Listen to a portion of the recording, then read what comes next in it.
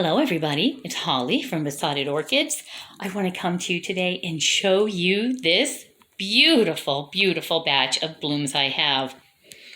I also, before I begin, I want to thank each and every one of my subscribers. I see a lot of new ones coming on and I am so happy to see that. Thank you so much. I love to see new subscribers and I love to hear comments from the previous subscribers, people who have been with me for a while. Each and every one of you truly helps the channel to grow. It's just not my channel. This is not Holly's channel. This is a channel for everybody who is subscribing. So please leave comments, nice ones, hopefully. Leave some nice comments, questions, anything that you would want to ask orchid related. Occasionally I put a chicken video up. You're just going to have to tolerate a few hens clucking around my yard. They actually, if you could see the eggs, I might put a video up of their eggs tomorrow. They lay green, they lay blue, browns. Oh my goodness, they have the most beautiful colored eggs ever. So anyhow, on to why we're here tonight. These beautiful colors.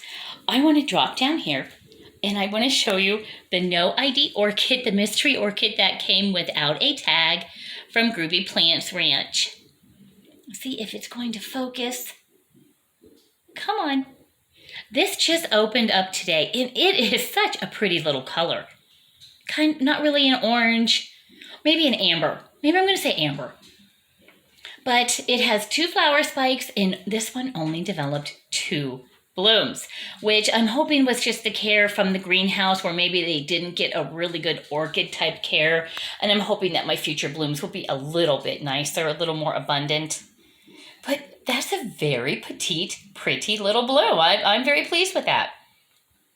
So if anybody has this orchid, or has seen a picture with an ID, I would love to have the name for that because I just do not know what that one is. Like I said, it came without an ID. But if you see the lip, in person, it's very, very dark. It's getting too much light or the camera's looking for red.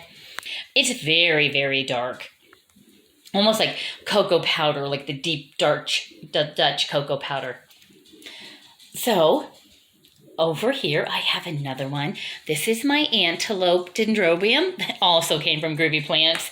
I tend to get down there, and when you're going past on the way to the zoo, you have to stop at Groovy, and you have to pick up a beautiful new orchid. Now, they did just post a video. If you're anywhere in Ohio, Groovy Plants Ranch posted a video, and they got a very large assortment of brand new orchids in.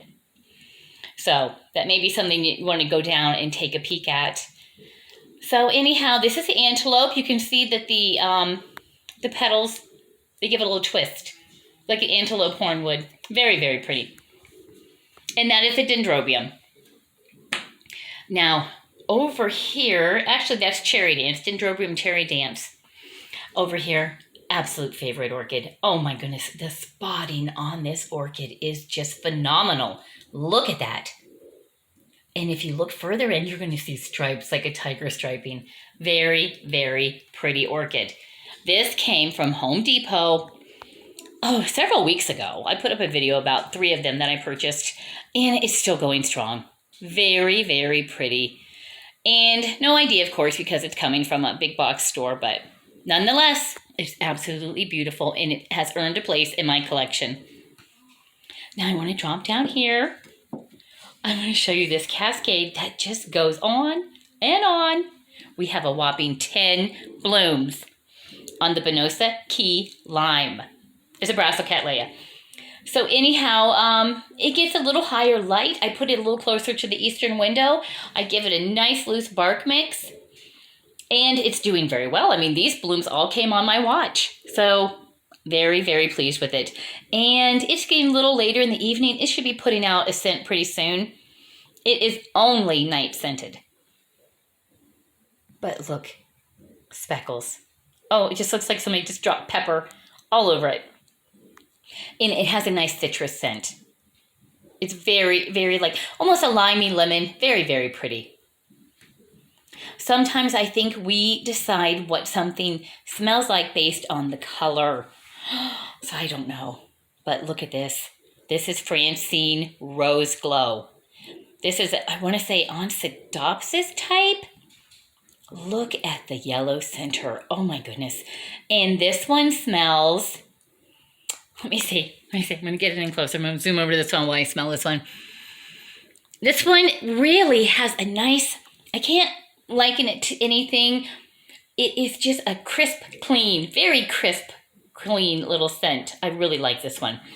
I'm hoping it has 2 more growths coming on. I'm hoping that the next growths do a little bit better on the bloom production, as this one only has 4. But what a lovely 4 they are. And we're going to be grateful for each and every bloom that the orchids give. I know I'm always excited when there's a bloom. So speaking of meager blooms, we'll drop down here. I'm going to show you my hieroglyphia. So zoom in, my hand's shaking a little bit. We've been in and out all day today, and I have been drinking too much coffee. There we go. Look at the lip hanging down. Oh my goodness, she is so pretty. And she has, I'm going to have to lift her up so you can see this. She has just put out a 2nd bloom.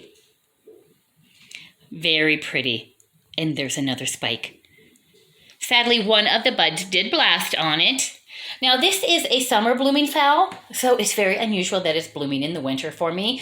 But I want to give you a note on this. If you do get one of the specialty phals like this, Hauserman has a lot. All kind of different places carry these nowadays, like the Bellina you hear about. Oh my gosh, everybody wants that. No, I don't have that one. But do not cut these spikes off. You're going to want these spikes. They will just stop blooming for a very, very long time, but do not cut the spikes. Because here they are. They're blooming again. Now up here is my green lantern dendrobium, and it is preparing to open 3 more buds. And there's a 4th one on the back. So what a lovely, lovely bloom. And this is a black-haired dendrobium. It actually, if you can look at it closely enough, you can see like a little shading of the black. Just teeny little hairs, like a nettle would have, oh, I hate to say a stinging nettle, but yeah, like a stinging nettle would have the little hairs that you know are going to sting you, but these do not. Very, very pretty. I'm very pleased with this one. And over here, another no ID that came from Groovy Plants. I'm telling you, down at Groovy Plants, you got customers walking away with your tags. They're just taking those tags, and I don't know what they're doing with them. But it's very important. I mean, it's nice to see the blooms, and we do enjoy them, but it's also nice to know what the name is. It's just very nice to have that. And I don't have an ID for this one, but it just does glow. It has like velvety petals. It has stripings. It glows in the center green. It's just so pretty. And here's a 2nd spike with a few more coming on. Very, very lovely. And over here, I'm going to finish with this one. This is another one that I did purchase at Home Depot. Look at that lovely, lovely soft center. Very pretty. I mean, does that scream I'm an orchid? It absolutely does. When people think orchid, I think a lot of times they're thinking right here. Or the big cattleyas. Oh my goodness. The cattleyas are stunning, which I do not have any in bloom at the time. My pink doll, Hyacinth pink doll, it has stopped. We're going to have to wait a while. Lovely aerial roots, which I'm going to do a video on aerial root care, hopefully in the near future, because as you can see, lots of orchids, they do have a few aerial roots that come out, and it's not a problem. It absolutely is not a problem. Don't worry about them. Do not cut them off. Just let them be. Maybe give them a little misting now and then. But yes, I wanted to show you what in, let me see, mid-January, heading out of January, what we have blooming here in our home.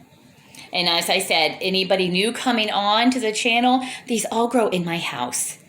It's a 120-year-old farmhouse in Ohio. Nothing extra, nothing special. I have added a grow light for the area where I do a lot of display on them. But most of them just live in an eastern window.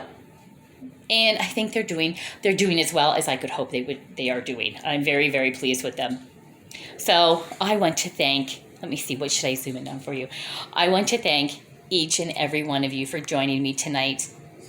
Blessings, have a great night, and above all, enjoy those orchids.